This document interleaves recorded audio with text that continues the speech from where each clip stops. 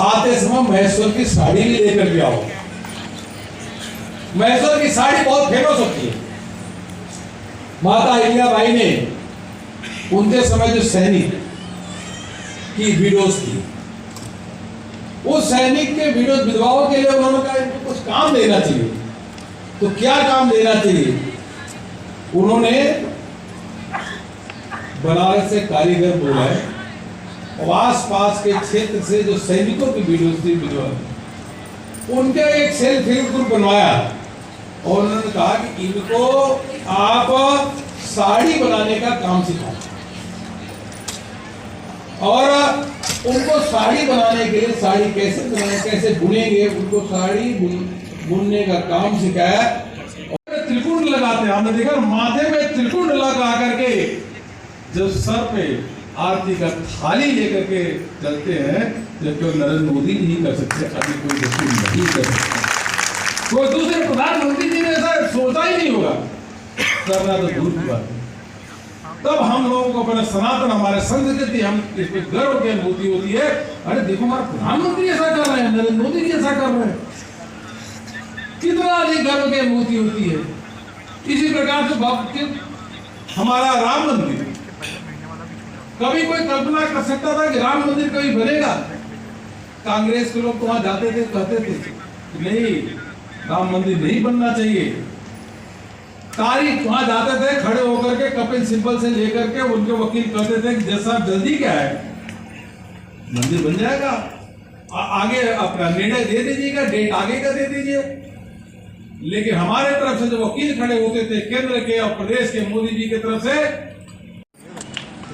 हजारों मंदिर बनाया और इस प्रकार से अनेकों उन्होंने जो काम किया वो अद्भुत काम किया। कितनों की जान बचाई होगी,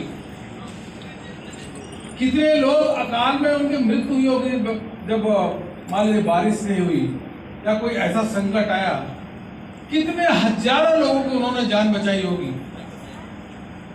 तो जब 2, 4, 6 लोगों का जान बचाने वालों की पूजा होती है, क्या कार्यक्रम में आए हैं, क्या करने को लेकर? देखिए, हमारा सनातन है, हमारा धर्म है, हमारी संस्कृति है, उनकी जन जागरण करना, हमारे महापुरुषों को निरंतर याद करना, जिससे समाज को प्रेरणा मिल सके और अच्छे काम करे। यह भारतीय जनता पार्टी इस प्रकार का काम करती है।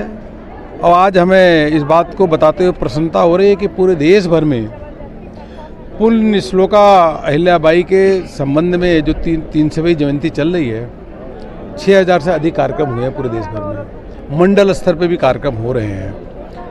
और माता अहिल्याबाई का जो पराक्रम था, जो न्याय व्यवस्था थी, जो शासन व्यवस्था थी, जो लोक कल्याणकारी उन्होंने काम किए और जिस प्रकार से उन्होंने मंदिरों को जीर्णोद्धार भी करवाया, बनवाया भी, मुझको नहीं लगता कि इतना अधिक किसी भी व्यक्ति ने इतना अधिक मंदिरों को बनवाया होगा जो माता अहिल्याबाई ने किया।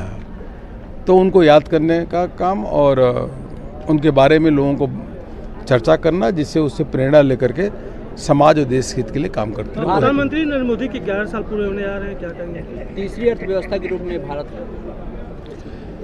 देखिए, यह 10 साल पहले, करीब 11 साल पहले भारत एक 11वीं अर्थव्यवस्था पे था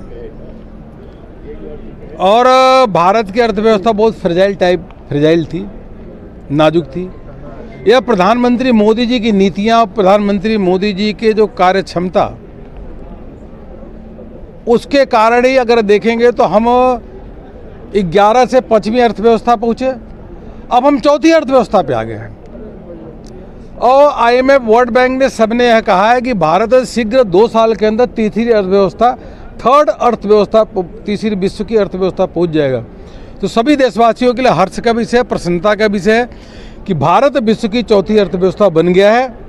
इसके साथ साथ विश्व की सबसे तेज गति से चलने वाली अर्थव्यवस्था पिछले 3 साल, एक नहीं 3 साल से विश्व की सबसे तेज गति से चलने वाली अर्थव्यवस्था लगातार है तो भारत की है और चौथे साल भी ये चलने वाली है। आज पीएम ने अपील की है कि अगर हमें तीसरी अर्थव्यवस्था बननी है तो देश की 140 करोड़ की जो जनता है, ना सिर्फ सेना बल्कि जो जनता है उसको भी आगे आना होगा और हमें मेड इन इंडिया पे फोकस करना होगा। जो विदेशी सामान है उसको नहीं खरीदना होगा और दुकानदारों को नहीं बेचना होगा।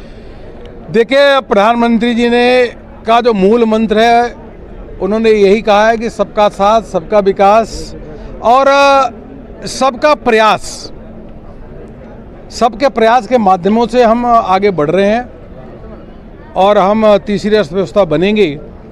मेक इन इंडिया, वो जरूरी है कि मेक इन इंडिया भी हो और स्वदेशी वस्तुओं का भी उपयोग करें।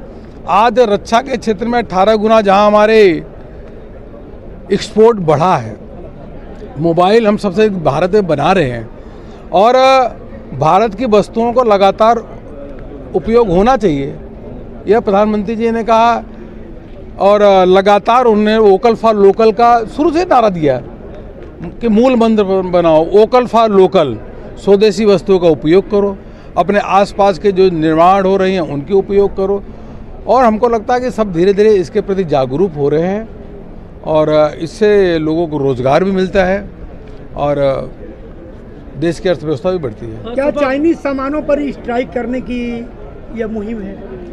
देखिए, चाइनीज समाज की स्ट्राइक की बात नहीं है। अपने हमको इस बात का गर्व होना चाहिए कि अपने देश के कपड़े, अपने देश के साबुन, अपने देश के तेल, अपने देश के खिलौना, सभी चीज़ों का अपने देश का अगर उपयोग करते हैं तो इससे बड़ा सुख की बात कहाँ होती है। अगर भारत में 140 करोड़ का देशवासी है, सभी लोग स्वदेशी, मेड इन इंडिया, अपने यहाँ के वस्तुओं का उपयोग करेंगे तो मैंने कहा कि लोगों को रोजगार भी अधिक मिलेगा, उसके साथ साथ देश की अर्थव्यवस्था और तेज गति से बढ़ेगी। तो अपने देश का ही सामान का उपयोग करना चाहिए।